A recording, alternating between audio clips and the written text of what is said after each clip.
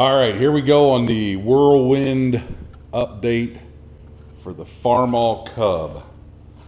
So we're trial fitting the hood. The hood has already been shot once. It is currently sanded, waiting its final paint job. We had to do a little more body work as far as body filling. And I'm not sure how good this is going to get, but we'll show you what we got. If you guys took notice in the beginning, the gentleman that had this before us was nice enough to make a nice cut across here, down to here, across and up. He put hinges up here and a hatch or a latch down here, and then this whole section was able to pivot up. I went to Harbor Freight and I picked up these devices, which I found somebody using them on YouTube. And this is a sheet metal clamp. So basically what you do is you take this block out of here on the bottom. You take that out of there, you insert that knife blade down between your two panels, you put the block underneath your two panels, and then you tighten it up, and that brings everything together. Once you do that, then it's time to start spotting it in with some welds. And we also picked a device up from Harbor Freight. It's a copper paddle. That's for putting underneath. And, well, hey, there's my GoPro. Check that out. But anyway, you can see we didn't use that a whole lot. It was supposed to prevent you from burning through, but we had our heat set pretty good. We were able to get a nice spot in there and then move on and spot somewhere else. So we did a lot of body work in that particular area. This area here, I'm still not quite satisfied with it, but I think we're gonna live with it. That's got a little dimple in there with some wrinkles in it. I'll probably sand that a little better. So everything on the tank has just been sanded with 320 to get any fish eyes or anything out of it. And then we're going to go with the final coat. The rest of the tractor is pretty much done. We do not have the radiator in, as well as the radiator shroud, which is going to go in that area there. The exhaust I have over here on the workbench. I'm starting to get some wiring done. This is not final, but this is pretty much where it's going to be. That wire comes up, leads to the backlight, and I bought a clear lens for the plow light. And then I'm going to scan over here to the workbench. These are the hood extenders, and I'll show you those later on after I get them in place. They pretty much go up in the front. This is the little piece of chloroplast that I made up so I could paint my screw heads. I still need to sandblast that and the logo and get that repainted. I want to repaint the exhaust. And there's the radiator. Here's the hand crank. Here are the light covers, the light rings that hold the rings in. Top of the battery box, a couple of washers to help with the placement of the lights. A little wooden rig that I made up to hold the lights while I painted them. And the original wiring came through here with a rubber plug, and it was almost like a lead, a wire lead. I don't have that wire lead, so what I did was I cut the wires off of the plug, and that was for the back light, and then the two wires are for the front light. So I think what I'm going to try to do is I'm going to try to drill that plug out, run my wires through it, and just kind of caulk around them. I got to work that rubber though, it's pretty hard. And then I got some brand new Westing lights thanks to Jim Dugan, my brother-in-law, and they're going to be my front lights. So we have our light bulbs. We got two brand new light bulbs. We got our lights, we got a battery cover, our light rings, and radiator grill. So it's coming along pretty good. We've made pretty good progress from what it did look like. and I'll probably insert a picture of what it did look like while you're sitting here looking at this. Got us a new seat. I took some sheet steel and made a new battery box bottom, and I figured I'm not going to do that again, so I took some Coroplastic and made kind of an inner shield in the battery box, and I left the back of it open, so if the battery does leak acid, it will drip out the back of the box and hopefully not rot it out as bad as it was. It was rotted out pretty bad, so we cut that out, and I fabricated a piece to go in there.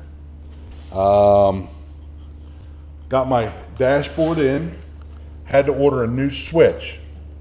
The old switch was shot. I was doing some tests to see which one was high beam, low beam, and turn signals. Yeah, right. But no, I was doing a test. I was doing a continuity test to see which pin was the headlights, which pin was the taillights. And man, I was getting confused. It wouldn't light up, then it would light up, then it wouldn't light up, then it would. So had some bad connectors in there on the old switch. We went ahead and ordered a new switch. This is the wire loom. I don't have it finalized because this is only on there by one screw here and one bolt up front, just to put it in place to see what it looks like. We did not get our new ID tag yet. That is something else that I definitely want to get, is a new one of those, because we used oven cleaner and cleaned off all of the paint. So here you have it. New seat. Pretty much that's it for new stuff. Everything else has been filled, fabricated, primed, whatever. It's all original equipment. To the best of our knowledge, we don't know if anything was replaced prior to us getting this tractor. I do have my decals. I know I mentioned this earlier. Decal that goes there, there's a decal that goes on the fender, there's a decal that goes here on the gas tank. Oh, let me get it in view. Another decal that goes over here on the side. There's a decal that goes on the air cleaner here. Over here on this side, there's another decal that goes on the oil filter right in this area. Let me zoom out so you can see where that's at. As well as a drain decal. I'm not sure what other decals go on here. I believe there's even a decal that goes on the front of the battery box. One thing I did do, I did spray paint the cap. I am not too concerned with that because International Harvester offers a free gas cap that is pressure released. I think I'm saying that right. It's a great big cap. Instead of being a low profile cap, this cap stands up probably 4 inches, and you screw that off so it can't blow off. I guess it's a pressure cap. Really didn't clean the carburetor up as good as I could have, but we just tried to mix up some of the paint. Put some black on the manifold, some silver on the fan blade, which I don't know if Dad's real crazy about that, but I think it looks pretty cool. You won't see a whole lot of it. The voltage regulator, the coil, we painted that black, the starter black. And here's something cool that I came up with, and I guess I'll go underneath to show you this. I have my wires run forward for my voltage regulator coming from the dashboard. And as you can see, this is not lined up. That has to actually go up a little bit more than what it is. Actually, that's pretty bad. I hope. Yeah, oh yeah, it goes up. So yeah, I got some work to do here. But this is something that's pretty cool. I came up with this idea, and let's see if I can get it here. I didn't paint it yet, but basically this goes through the existing mounts for your attachments on the front. And what this was an old jack stand that I cut the head off of. I took 2 pieces of 1/4-inch steel and welded them together. Sorry about the camera moving all around. And basically I just made that little leg that sticks down, this being the front axle, that being out front. And the reason I did that, I'm going to get a clevis pin, or I think they call it a D ring, And I'm going to put it through there, and that's what I'm going to attach my chains to. So when I load this thing up on a trailer, I didn't want to hook my chains up to my front axle. I didn't want to hook my chains up to, any part of the actual tractor. So if you, this is the front of the tractor here. If you come in from the front and off to the side, you'll see I got that pin hole there. And I'm going to put a D-ring in there. So not only can I tighten this bolt up back here to hold it in place, because I ground a thing into the box tubing, or the solid square stock here. I ground that out so this would land in there. I can also stick a standard pin like you would put in your jack stand or in your receiver for your car. That way, if that bolt ever comes loose, it cannot slide out of there. It will not slide out. So that's one thing that I put on there. The other thing is, we still have to work on the drawbar. The drawbar is back in here. And I'm going to do the same thing there. I'm going to put a D-ring or a clevis pin. I'm not sure the terminology of it. I'm going to put one in there so that way I can hook my straps or chains, whichever I decide to go with, to that rather than hook it to the tractor. So the Farmall Cub. I don't know what percentage we could call this done. I need to put a final paint job on the hood because as I was sanding, I burnt through there, burnt through here, as well as I'm doing a little bit more filling to it. Underneath here, there's a little fill area. And I had the paint pop here, so did that. So final sand, I just need one more coat of paint. We are currently out of paint. My dad is going to pick another can up.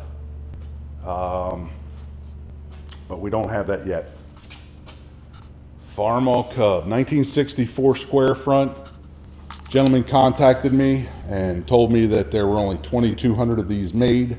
That's a pretty large number, but still, man, I'm tickled to death. I was born in 1968. That's about the only thing that could have made this better, is if it would have been a 1968. But we'll take 1964, 4 years older than what I am, and that's pretty daggone old. And here we are trying to shine her up like a new penny, and we've done a pretty good job. One of the things that I did order the cork set that fills all these holes here where the landing pads are. And that's how I believe they came from the factory, with just a cork stopper in those holes to keep the paint out. Well, I received them, I laid them down somewhere, and they have disappeared. I'm not sure if A, they got put in a drawer somewhere, B, they got thrown away, or C, the dog ate them. You can always blame the dog. All right, so now we'll go over here to what's going to be our next project. And as you can see, my workbench never really does get cleaned up. We clean it off, and within an hour, it looks like this again. So this is going to be our next project. I'm going to start working on this because Pop-Up Gringo is currently at home, and he wanted to mount this on one of his bicycles that he has. This is a Chinese 80cc engine. Comes with all the scrutiny, the chain, the throttle linkage, the clutch linkage, the carburetor. It comes with everything, even a chain tensioner and a sprocket. It's designed to go on a standard bicycle, and actually I'll go ahead and grab the motor off of the stand here. It's got a little bit of weight to it. Let me see if I can set it down here. I know I suck at video, and I suck at editing, but you guys put up with it and I appreciate it. So this thing is actually designed to mount in a bicycle like this and run the chain back, have the throttle and everything hooked up. Well, with this thing, this is a Recumbent Trike. I guess that's how you say that. And this belongs to Pop-Up Gringo, and he just, at 76 years old, he doesn't want to pedal this son of a bitch anymore. So what we're going to do is, let me set this motor down, regroup.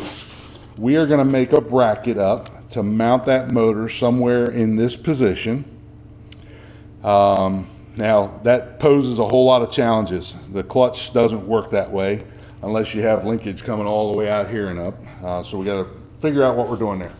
I don't want to weld anything to the frame because this is a Sun recumbent bicycle, and when Dad bought this thing, I think he just about had to sacrifice his left testicle to buy it. So I really don't want to cut this bicycle up. So what I seen were, there's a bracket here, here, here, and here, and I'm going to try to come off of that bracket and bring something around the side and out to the side of that wheel. We may have to mount it to this side just to make the clutch work properly, but we're going to work at that as we get to it. So that's a little bit of a challenge for us, but I think we're up for it. So this is the next project. It's a Sun Recumbent Trike, and we're going to mount that 80cc motor on there, so Pop Pop Gringo no longer has to pedal his ass around town. And if you ever buy one of these things, I know there's a lot of videos on YouTube, but if you ever buy one and you are not mechanically inclined, I am going to tell you now, do not buy this. And the reason I say, if you are not mechanically inclined to adapt to whatever you need to adapt to, this is not the motor for you. The instruction manual looks something like this. Now, I don't have to zoom in real close for you to figure this out, but this is the only literature that comes with this motor. It does not tell you squat. And when I say it does not tell you squat, that means it don't tell you shit. It tells you the type of pedal engine it is and what you got. And it gives you a small breakdown of what it is. It doesn't mention anything about mounting it, but there are plenty of videos on YouTube, as I say, of people mounting them on a standard bicycle. So if you're putting it on a standard bicycle, man, have at it. If you're trying to adapt it to a recumbent trike, you're gonna have your work cut out for you. So we're gonna quit boring you, I guess, today, and we'll leave you with this.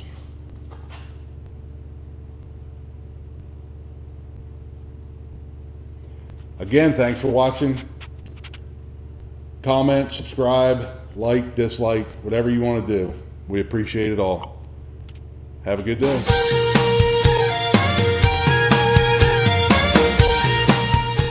She thinks my tractor's sexy.